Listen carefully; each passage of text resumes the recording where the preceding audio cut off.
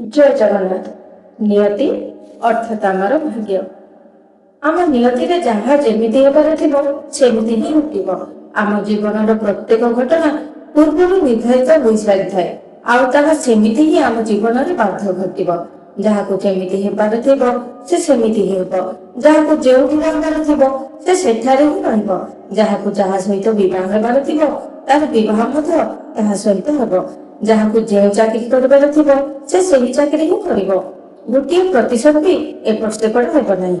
किंतु आमको भूल कहीं लगे कारण आम जहाँ भावी था होई न थाए एवं सही भावना आम नियतिर परम सत्य को ग्रहण कर तेणु आम अधिकांश समय चिंतित अवस्था रहू एवं से चिंताग्रस्त विचार भितर आज शांति को हजई दे।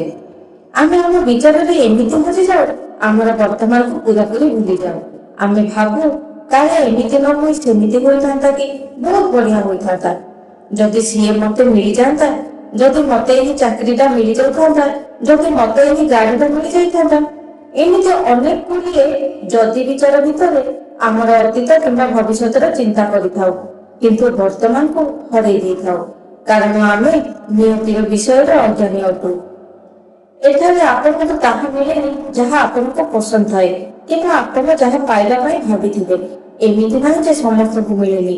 मन कर जणे जहाँ चाहिथिबो आ ताको सही जिनिसटी मिल जाइथिबो तो भाबी नेबे सेटा ही तार नियत थिला।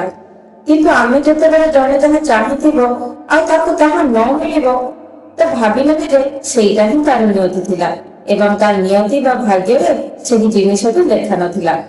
जदि नियति से जिनसटी लेखा न तो प्रकृति लगे नियति को सत करने जमीक विपत्ति काल विपरीत बुद्धि माने जदि आपण भाग्य में किछिटा विपत्ति आसबार तो आपण निजे ही खराब बुद्धि लगेबे, विपरीत काम करेंगे। एटा ही आपण नियतिर आगर लेखा सरी। एठारे चिंता कर किसी आवश्यकता नहीं।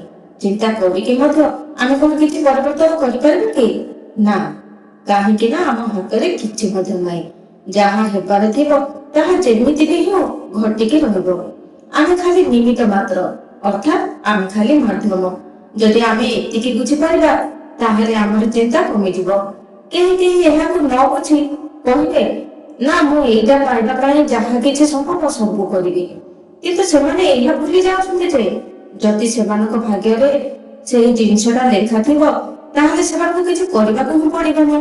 आपे आपे से जिनिसटा तांकर होई जिवो। जहाँ भाग्य में लेखा थिबो ताहा निजे जाने कि आपन पाखक आसीबो। आ जदि भाग्य में लेखा नथिबो आपन जेते प्रयास कले कथे सेही जिनिस को पाई परिबोनी। जदि सेही प्रयास भी आपन को नियति हटे तो ताहा भी घटिकी रहबो। आ से प्रयास रे आपन सफल होई गले आपन एक उदाहरण होई जिवे एवं हारि गले एक हारि जाइतिबा मनुष्य होई जिवे। तेरे खुशी कि दुख कर कारण नहीं कारण सब नियति आगर निर्धारित कर लाभ कि क्षतिर कथा न थाए। तेणु जीवन प्रत्येक घटना को नहीं अत्यधिक भाविबा किछि दरकार नहीं। किंतु जदि नियति लेखा थी सी चिंता कर से चिंतार ही दिन काटिब। एथिरे प्रश्न कि उत्तर आवश्यकता नहीं। एठारे आउ गोटे गुरुत्वपूर्ण कथा रही प्रत्येक समय नियति अलग होता है। जमती कि जड़े जन को बहुत भल पाऊँ किंतु किछि समय पर से व्यक्ति जन को बदली जाउछि तो ता नियति से ही समय पर्यंत भल पाइबा लेखा थिला। जदि आपण ए विषय रे जानि गले दुख कमी जाए। प्रत्येक क्षण व्यक्ति बदली थाए, केते बेला हसी थाए, केते बेला कांदी थाए, केते बेला चिंता करि थाए। तेनु एहा को बुझंतु एवं चिंता करबा कम करंतु।